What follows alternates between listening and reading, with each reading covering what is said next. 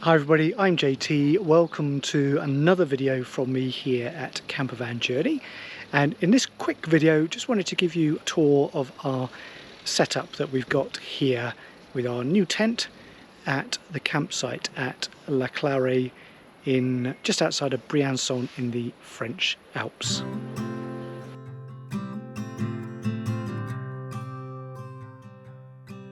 So as you may know from previous videos that we've done, one of the things that we wanted to change for this year was to have a more compact setup, take less kit with us away when we were travelling, which hopefully meant that when we arrived at a destination it was going to take less time to set up, but it was also going to mean we could travel further because of that. So if it was only taking us half an hour, 45 minutes to put the tent up, that was going to be an advantage. So to travel here to Briançon, it's been around about an 800 odd miles from home in total, including the various days outs and things that we've done, but it has meant that we've been able to do that because we're carrying less stuff and travelled lighter.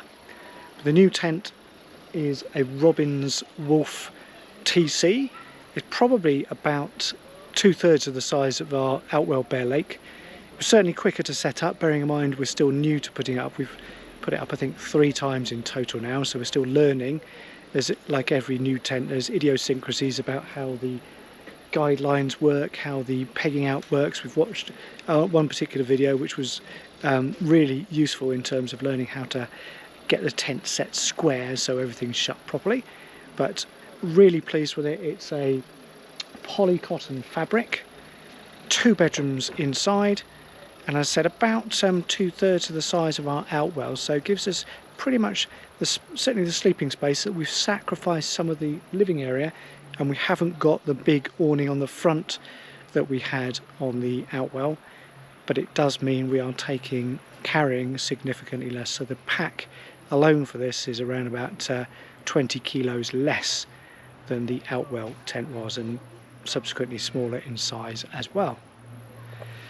We've also decided this year to not bring our big Kadak Carry Chef barbecue, so we've just been cooking with our Kadak Safari Chef and also our little camping gas bistro stove. I was a little bit sort of apprehensive about doing this, but actually it's worked perfectly fine because we've got 2 burners and we've been able to cook every meal that we would normally choose to eat whilst we've been away camping. So we've been barbecuing the traditional stuff, cooking pasta, we've done curry, we've heated up all sorts of various things using a Ridge Monkey on here as well. So whilst it's 2 small simple stoves, it's been very versatile. We've also got a lightweight camping gas bottle as well, and that will last plenty of time.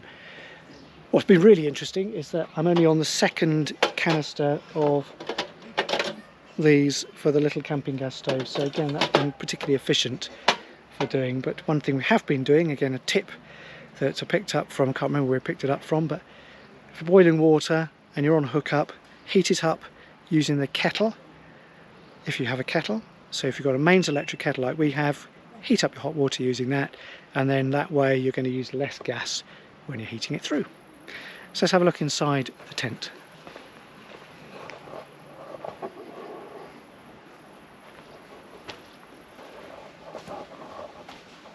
So a bit like the Outwell that we had previously, we've got 2 bedrooms at the back.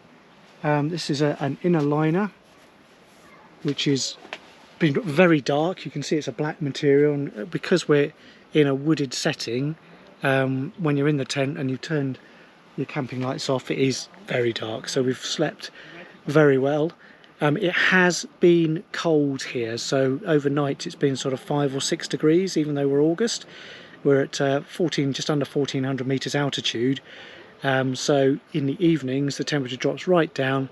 But again, being a polycotton tent, it's cool during the day when it's been hot, and it's been retained more of the warmth in the evening, so a big plus for that. And that's one of the things that we wanted to retain when we switched from the Outwell tent to this tent.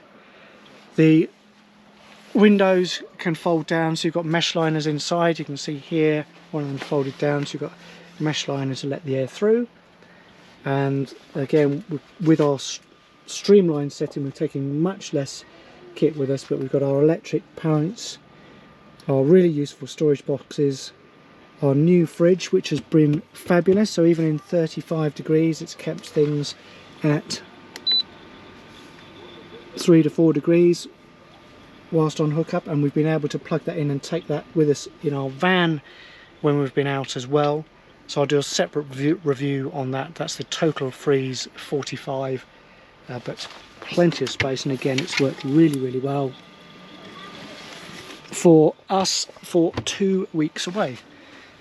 One of our workstations, we used to have 2 of these, so we went down from 2 to 1, which again has meant another thing less that we're taking with us.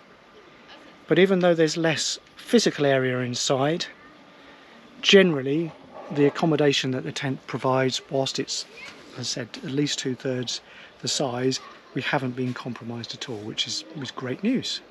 But overall, I've been very pleased with this as a new tent so far.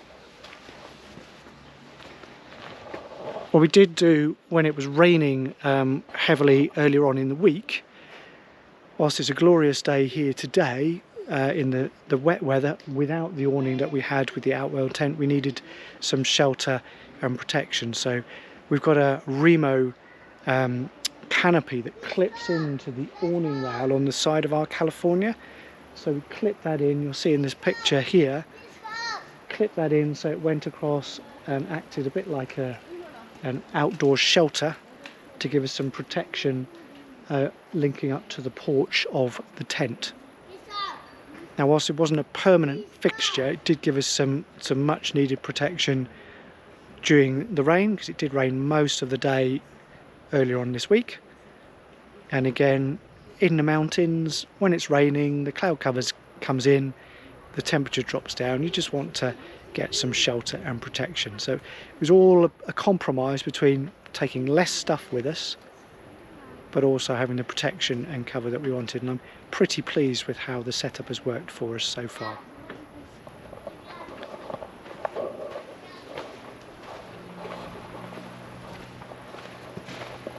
Managed to take less stuff, as I said, so we've just been a bit more ruthless with how we've packed and stored. Our Vanessa storage bags, we swear by these. Again, we've got 4 sections, so 1 each for each person, and that's provided storage space for all of us perfectly for the time that we've been away for 2 weeks. The only thing that maybe we would have done slightly differently is if we knew it was going to be as chilly as it has been, was perhaps bring a little bit more thicker, not necessarily winter clothing, but heavier weight jumpers, maybe another pair of jeans, trousers, just to give us a bit more warmth in the evenings. And we haven't quite got to the point where we've needed to all be in the van and turning the diesel heater on, which is not really something that I'd want to do if we were on a campsite surrounded by other people as well, because it's not necessarily fair to have that running all evening when you're surrounded by other campers.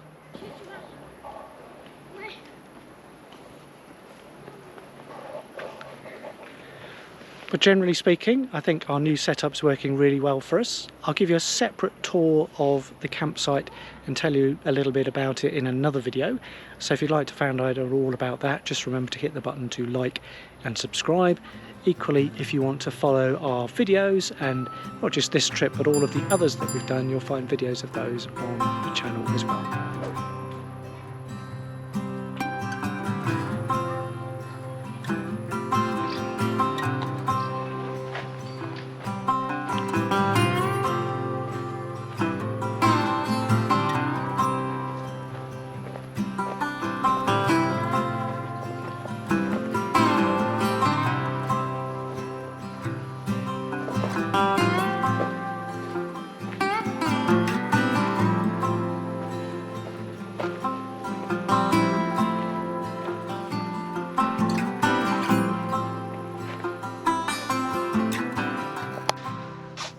So our large, really useful box here stores all of our kitchen utensils, our plates, our cutlery and whatnot.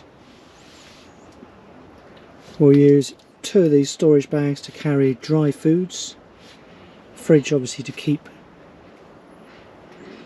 things cool here, and then again these little really useful boxes. There's generally, we have 3 of them. So Harry has a games one, we have a medical box and a gadget box with all our cables and wires and bits and pieces that we come away with as well. We're trying to keep everything down in small packages, small, nice and neatly organised. Is working really well.